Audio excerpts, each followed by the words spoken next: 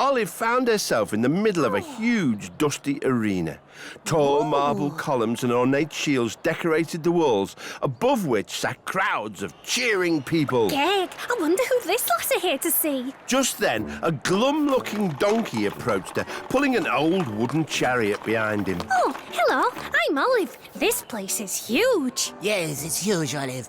It's Greek racing arena. I'm Nikos Lycopoulos. I'll be pulling your chariot in today's race. A chariot race? Sounds very exciting. Exclaimed Olive. Don't get too excited. We won't win because those two always come up with some tricks to stop anybody else. Nikos pointed out a white stallion and a black stallion pulling golden chariots around the track. As Olive watched, they sneakily nudged another parading chariot racer into a huge muddy puddle, sending them skidding out of the race before it had even begun. See, Olive, they always cheat and then they always win. A gong sounded to call the chariot racers to the start line. Okay, Nikos, let's race. The two stallions lined up on either side of Nikos and Olive. Hello, losers. Sneered the stallions as a Greek herald blew into a huge conch shell to start the race. The stallions kicked up a huge cloud of dust as they thundered off.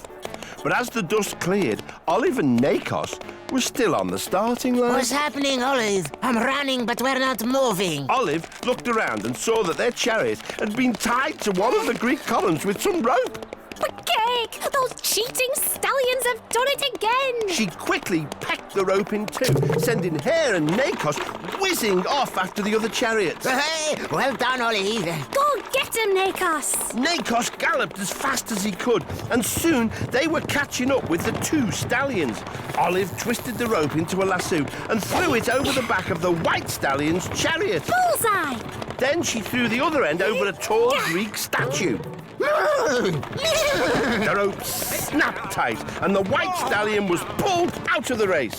It worked. Now let's overtake that black stallion, Nikos. Here I go. We're in the lead. Oh, yes. Careful you don't slip up. Suddenly, the black stallion nudged Olive's chariot, sending it and Nikos sliding into a huge muddy puddle. Oh, I can't stop. Help. Olive had to think quickly. She spotted the Greek shields on the walls of the arena. A muddy puddle, a row of shields. I think I may have an idea. As they slid past, Olive plucked the shield from the wall and hurled it onto the ground ahead of the sliding Nikos. Quick, jump on the shield. Nikos used the shield to surf over and out of the muddy puddle, sending a massive wave of mud into the path of the black stallion. Hey, I can't see her. The black stallion skidded and slipped on the mud as Olive and Nikos crossed the finishing line as winners! Hey, we did it, Olive. We won. Well done, Nikos. Thanks, Olive, for helping me finally beat those naughty, cheating stallions. That's okay.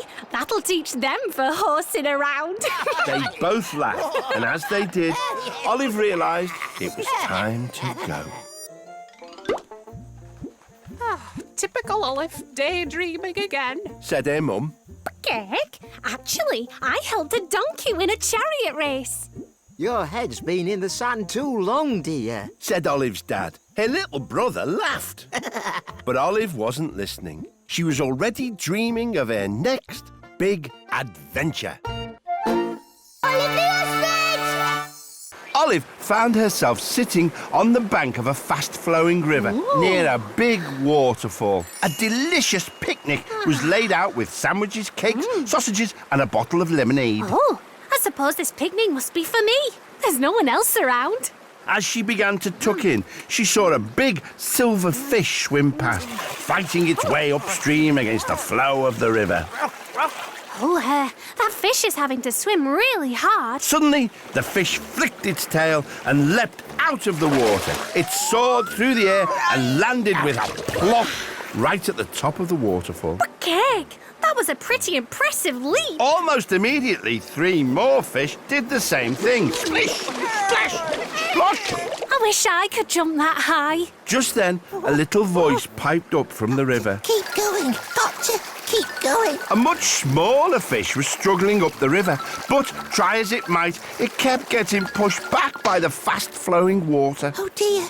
It's no good. I I haven't got the strength. Hello, my name's Olive. Where are you going? Hello, Olive. I'm Sammy Salmon. I've been on holiday in the sea with my friends, and now we're trying to get back home upstream. Is that why they're all jumping up the waterfall? That's right.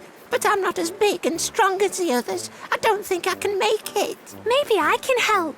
Olive looked around and saw the picnic laid out on the rug. A string of sausages, a bottle of lemonade. I think I may have an idea. Olive tied one end of the string of sausages to the bottle and then threw it into the water. Grab on, Sammy. I'll pull you along. Oh, thank you, Olive. The little salmon held tightly to the lemonade bottle as Olive pulled it up the river. Before long, they had reached the waterfall. Oh, I don't think I can climb up there. Please, Olive, I can't jump that high. I'm only small. Said Sammy in such a sad little voice that Olive couldn't help but feel sorry for him. Okay, I'll go first and then pull you up. Olive took a deep breath and, holding the string of sausages in her beak, safely began to climb up the side of the waterfall. Be careful, Olive. Don't look down. Olive climbed higher and higher. What? Pardon? I said nearly there. As Olive spoke, the sausages slipped out of her beak. Quick! Help! Olive! Sammy was carried off down the river, still clinging tightly to the lemonade bottle as it bobbed and bounced about in the wild water. Stop! Sammy! Suddenly, the bottle hit a rock and pop! The lid burst off. Fizzy lemonade shot out, blasting Sammy back up the river like a rocket. Sammy hurtled towards the waterfall. Look out! Then, whoosh! The bottle shot straight up the waterfall with Sammy. Sammy, are you all right? Woohoo! Did you see me jump, Olive? I'm the king of the world! All of Sammy's salmon friends swam round to greet him. They were very impressed that he'd managed to jump the waterfall. Thank you, Olive. Your plan really worked. Well, I can't say it went swimmingly, but I'm glad you made it home. They all laughed, and as they did, Olive realised it was time to go. Typical Olive, daydreaming again. Said her mum. What the heck? Actually, I helped a little salmon jump up a big waterfall. Your head's been in the sand too long, dear. Said Olive's dad. Her little brother laughed. But Olive wasn't listening. She was already dreaming of her next big adventure.